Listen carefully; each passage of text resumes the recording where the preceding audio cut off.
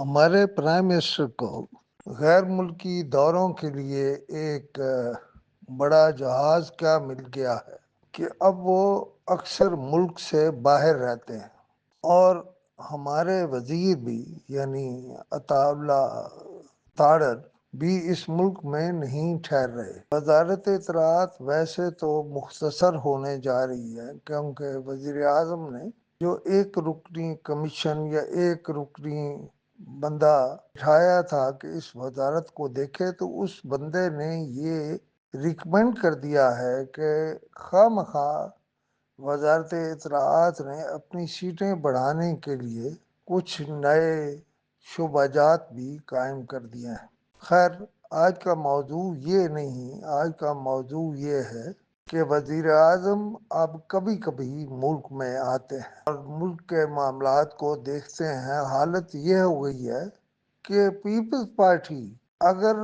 ان سے واقعی تھوڑی سی دور ہو جائے تو یہ حکومت ختم ہو جاتی ہے۔ اچھا، مجھے نہیں معلوم کہ میاں شہباز شریف کس بات پر تکیہ کیے بیٹھے ہیں، لیکن وہ پیپلز پارٹی کو خاطر میں ہی نہیں لا رہے۔ اور آصف علی زرداری نے محسن نقوی کو کراچی بلایا ہے اور ان سے کچھ باتیں کی ہیں، لیکن جو کچھ قاہرہ نے آج صبح یا کل رات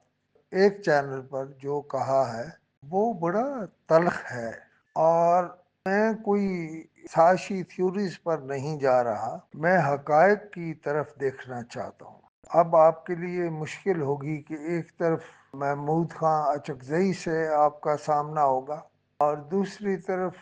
ایک نظریاتی لیڈر کے طور پر ایک ایسے لیڈر سے سینٹ میں سامنا کر رہے ہوں گے جن کا سامنا کرنا آپ کے لیے مشکل ہوگا۔ آپ صبح اور رات اپنی حکومت جھوٹے میڈیا پروپیگنڈے سے چلا رہے ہیں۔ آپ صرف ایک بات کا مجھے جواب دے دیں کہ آپ نے اپنے سارے انڈے ٹرمپ کی ٹوکری میں ڈال دیے ہیں، حالانکہ ٹرمپ یہاں سے بہت دور ہے اور وہ آپ چین کو بھی کوئی خاص خاطر میں نہیں لا رہے۔ دوسری طرف چین کے ساتھ آپ کا تجارتی خسارہ بہت بڑھ گیا ہے، لیکن آپ کو ان ساری باتوں کا، سارے انڈیکیٹرز کا کوئی خیال نہیں ہے۔ مودی ہم سے جنگ کے لیے تیار ہے اور ہم ہیں کہ اب بھی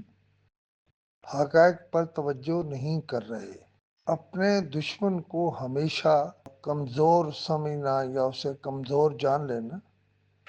یہی سوچ جان لیوا ہوتی ہے۔ ہماری افواج بلا شبہ بھارتی افواج سے کہیں زیادہ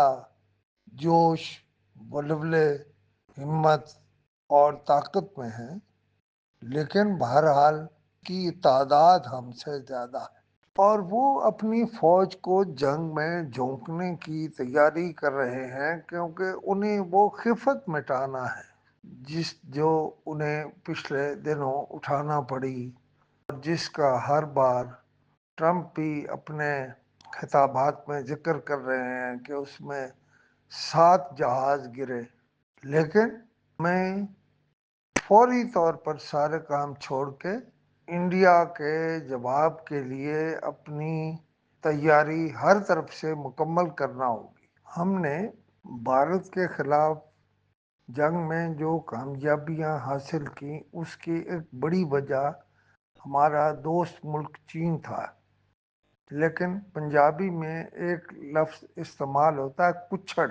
ہم امریکہ کے کچھڑ چڑھ گئے ہیں، اترنے کو ہی تیار نہیں ہیں، اور ہم شاید یہ بھی بھول گئے ہیں کہ چین کے ساتھ ہمارا تجارتی خسارہ مسلسل بڑھ رہا ہے، اور بہت سارے دوسرے ملکوں میں بھی کے ساتھ بھی ہمارا یہی ہے، اور ہمارا قرضہ بھی جوں جوں بڑھ رہا ہے۔ لیکن ہم میڈیا کے زور پر قوم کو یہی بتا رہے ہیں کہ ہم اچھا جا رہے ہیں اور ہم کمال کر رہے ہیں۔ ہم کوئی کمال نہیں کر رہے۔ ہم جہاز سے ایک دفعہ اترتے ہیں، صبح اترتے ہیں تو شام کو پھر چڑھ جاتے ہیں۔ یہ شاید لانگ رن میں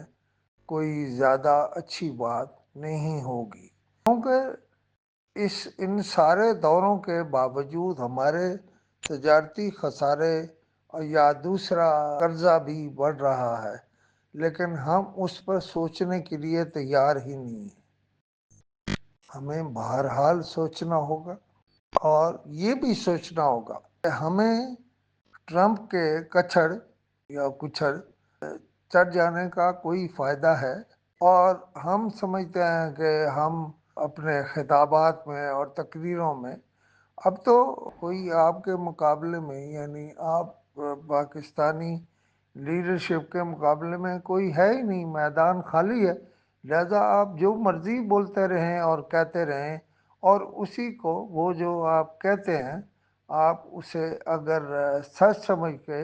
اپنے آپ کو دھوکہ دیں گے تو اس کا آپ کو کوئی فائدہ نہیں ہوگا۔ بھارت کے حالات اگر اندرونی طور پر درست نہیں ہیں اور وہ چین کے ساتھ اپنے سرحدی تنازع سے بھی خوفزدہ ہے، تو وہ انتخابات سے پہلے اپنے لوگوں کی توجہ ان مسائل سے ہٹا کر اور کرنا چاہے گا، یعنی اب لوگوں کی توجہ کہیں اور بانٹنا چاہے گا، اور اس کے لیے اس کے پاس سب سے خوبصورت طریقہ یہ ہے کہ وہ پاکستان کے ساتھ جنگ کی باتیں کرے۔ بھارتی آرمی چیف نے اور آرمی چیف اور فضائیہ کا چیف جو ہے انہوں نے بھی بولنا شروع کر دیا ہے۔ اس کا مطلب یہ ہے کہ وہ کچھ اور کرنے کے چکر میں لوگوں کی، بھارتی عوام کی ساری توجہ جنگ کی طرف مبذول کرانا چاہتے ہیں اور اپنی جان بچانا چاہتے ہیں۔ اس میں وہ کس قدر کامیاب ہوں گے یہ مجھے معلوم نہیں، لیکن بھارت میں بھی مہنگائی عروج پر ہے اور لوگوں کے لیے جسم و جان کا رشتہ برقرار رکھنا مشکل ہو رہا ہے، لہذا وہ کوئی بھی کسی بھی وقت کوئی ایڈونچر کر سکتا ہے۔ لیکن ہمیں اگر جہاز غیر ملکی دوروں کے لیے مل گیا ہے تو ہمیں یہاں رہ کر مسائل پر توجہ کرنا ہوگی۔ پیپلز پارٹی جس کی وجہ سے آپ کی حکومت کھڑی ہے، آپ نے اسے ناراض کر دیا ہے۔ میں نہیں کہہ رہا کہ کل ہی پیپلز پارٹی آپ کو چھوڑ کے جا رہی ہے۔ پیپلز پارٹی ایک بہت تجربہ کار پارٹی ہے اور اس کے سربراہ جناب آصف علی زرداری اور بلاول بھٹو بہرحال جانتے ہیں کہ حکومت سے علیحدگی کا نتیجہ کیا ہوگا، لیکن آپ نے اگر انہیں تھوڑا سا زیادہ دھکیلا تو وہ آپ سے الگ ہو جائیں گے۔ لہذا میں تو اپنی سوچ کی بات کر رہا ہوں